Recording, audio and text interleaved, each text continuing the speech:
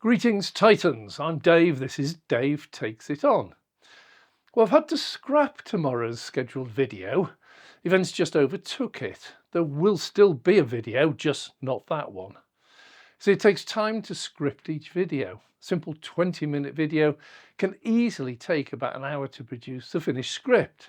I can't write or type at the same speed as I talk, and even the final read-through takes, you guessed it, about 20 minutes.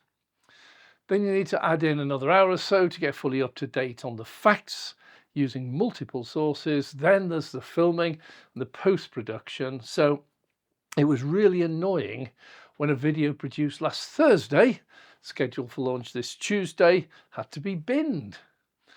The story today is that VW does a deal with IG Metall to end the union strikes in Germany. I like the fact they've done a deal, but the binned video complained about how long unions and car companies take to get an agreement that makes sense. But there is still a very big story about VW here. In fact, it's even bigger, and that is about American car buyers being in negative equity on their car loans and simply handing their cars back. Well, to see how severely that affects the VW deal, just keep watching. And a quick plea, if you haven't yet subscribed, please do so. Off we go.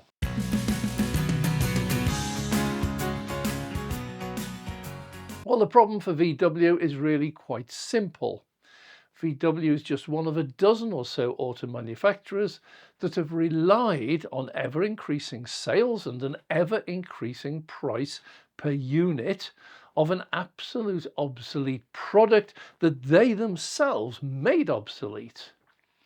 At one time, people swapped their cars every 2 or 3 years because the engineering at the time was not brilliant and they began to cost more to repair about that age. I remember having to run in a new car, going slowly for the first few hundred or thousand miles. But they now make much better cars, year after year, with technical and engineering advances, so this fact is no longer true. Well, at the same time, they offered longer and longer warranties. Initially, it was just a year, then went up to 2, and now 3 is an absolute minimum, and many offer 5 or more years of warranty. In addition, the ICE, internal combustion engine, is about at its peak of possible development and today offers virtually no advantages over an engine from 3 or even 10 years ago. And to cap off the obsolescence, scientists and medical experts and governments have now confirmed that the exhaust emissions from petrol cars, even ultra-low efficient ones, low emission, are harming and killing us, and quite rapidly.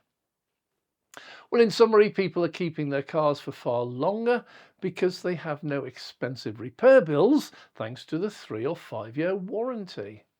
And while once they offered a massive increase in miles per gallon to justify upgrading, today the economy of a car is pretty stagnant. So with a massive rise in the price to upgrade, made far worse by high interest rates, an unnecessary upgrade just to have the latest and best can no longer be justified for most people. ICE sales are dropping, and they have been since a peak in 2016, long before the EV boom. And one reason is that the market reached saturation point. At one time, rich families had a car. That is now usually more than 2 cars for most families, as both parents now own their own car, and 1 or more children might also. But the market is saturated and people are keeping those cars for longer, and money's also tight.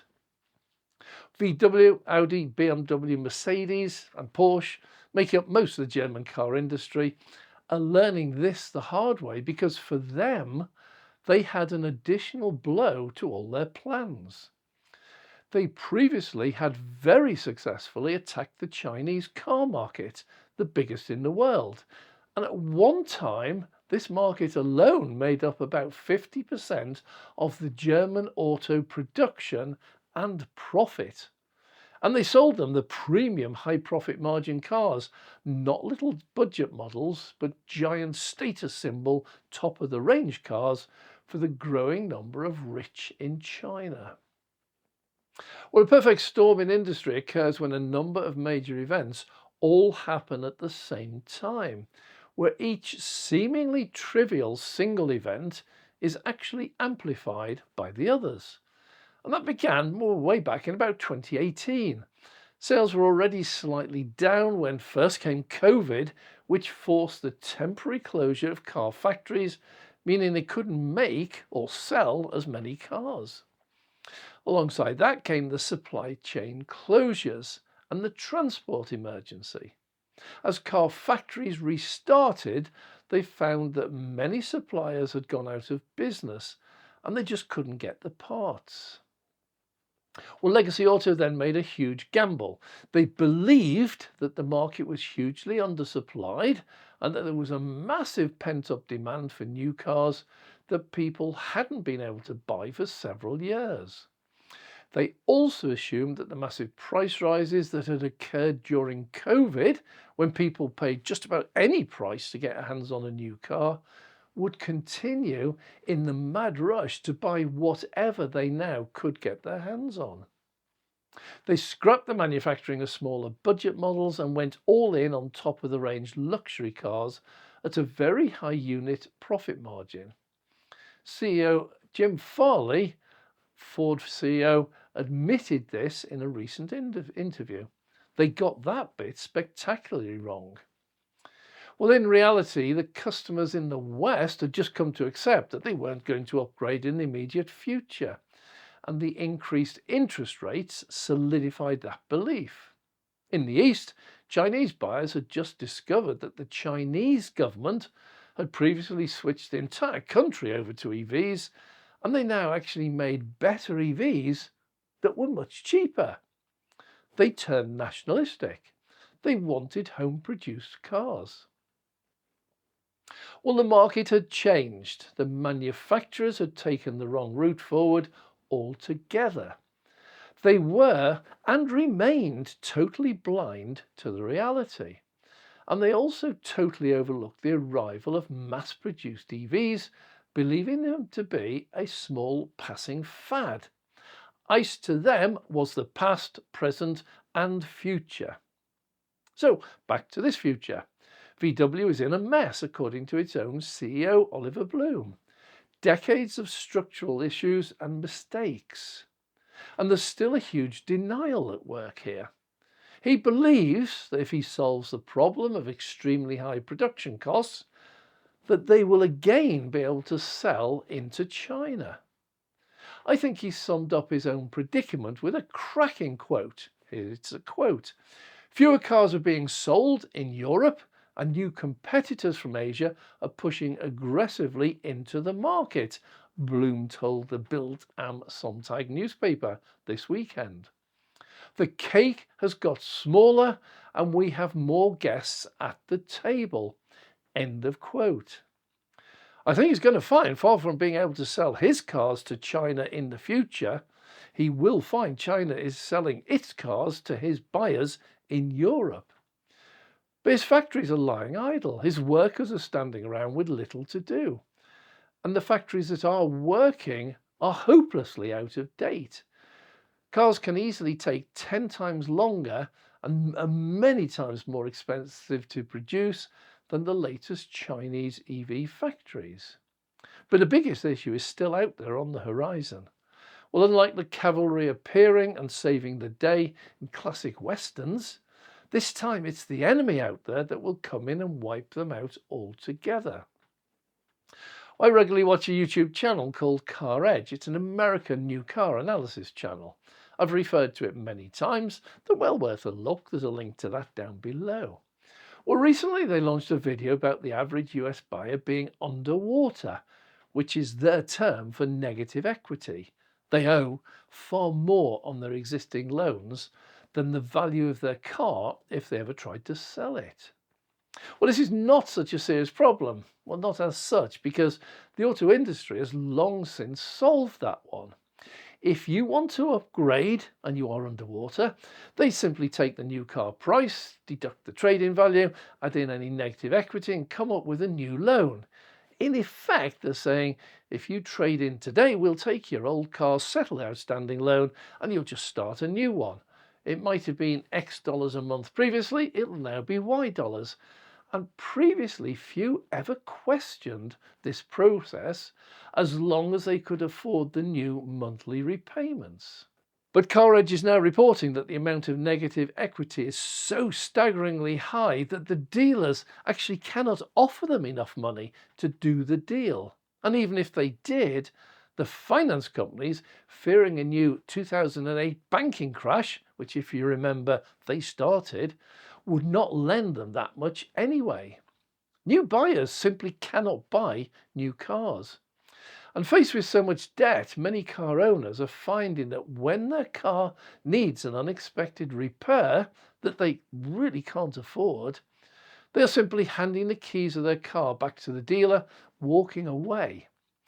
Their cars are sold off, normally for very little in auctions, and the finance company then chases the borrower for the outstanding amount. Well, this is the outcome for VW. See, the union was negotiating for a deal which saw no redundancies, no pay cuts and no mass sacking. VW was negotiating for 3 factory closures, mass sackings and pay cuts for the rest. So the agreement they reached surprisingly quickly, hence the scrapping of tomorrow's video, is for up to 36,000 redundancies, but no factory closures and no pay cuts. And this actually makes the VW position even more serious. Sacking up to 36,000 workers means a massive saving in wages and other employment costs, certainly. But what it also does is it makes the future operation of some of those 3 factories, possibly more, absolutely and permanently impossible.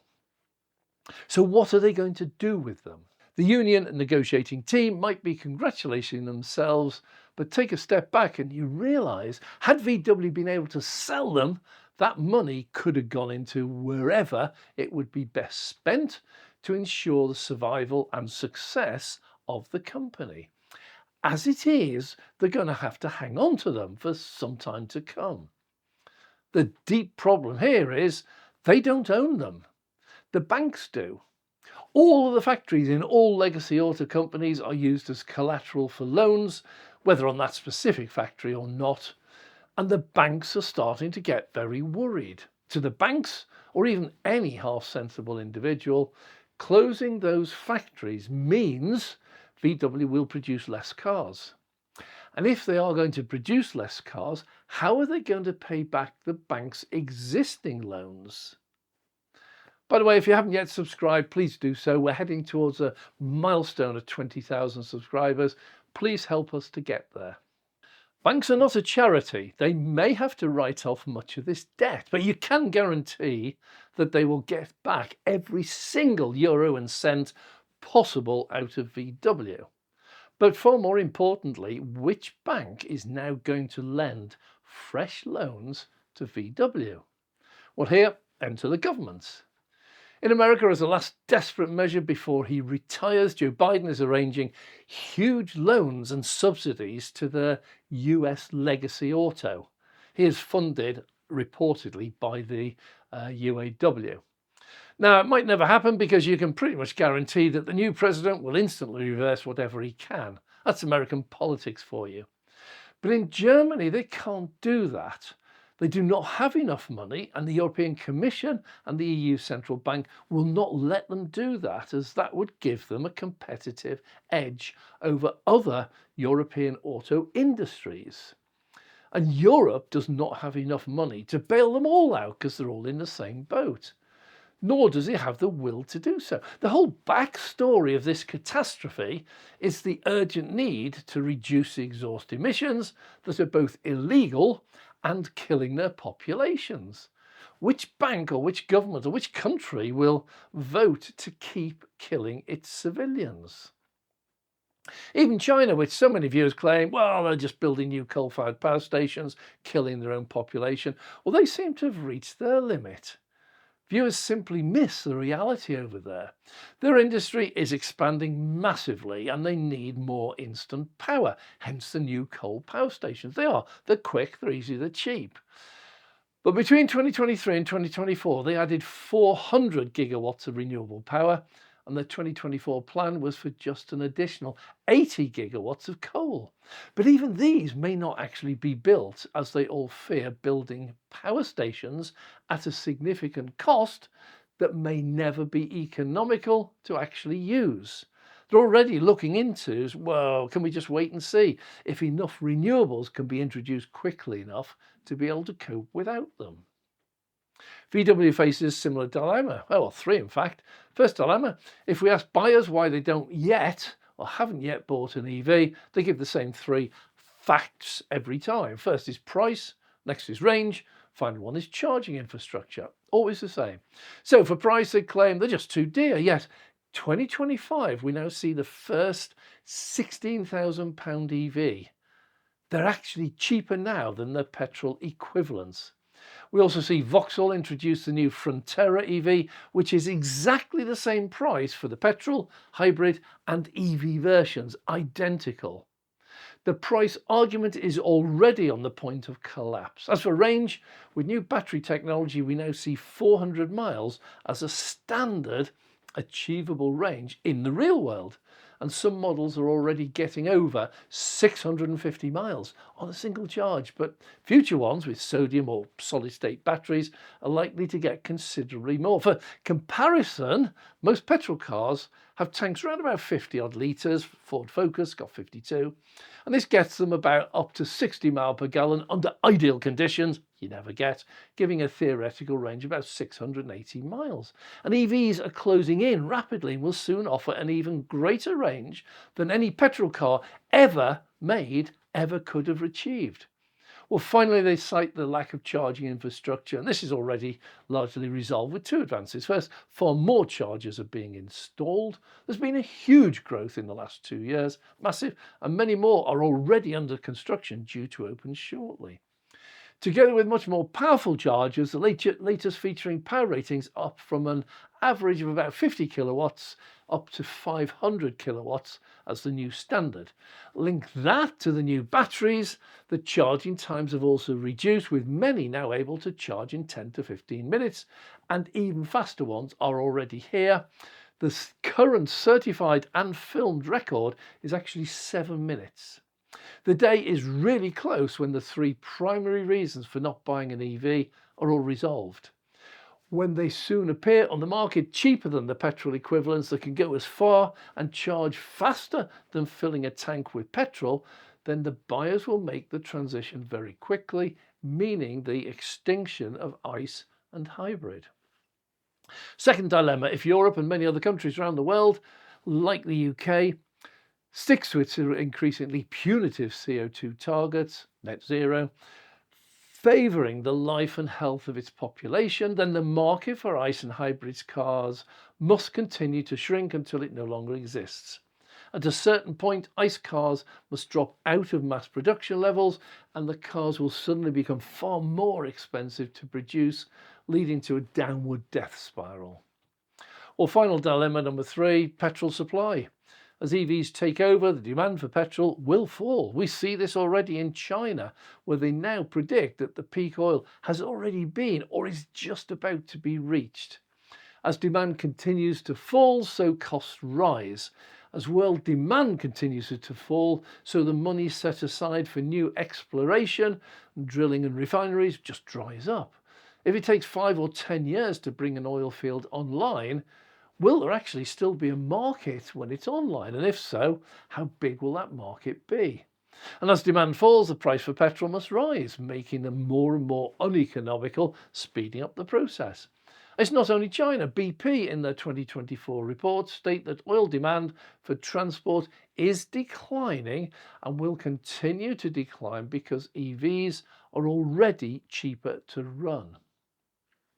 Well, the overall question for the future of VW is who's going to invest in them to carry on making cars. Half the market's already gone.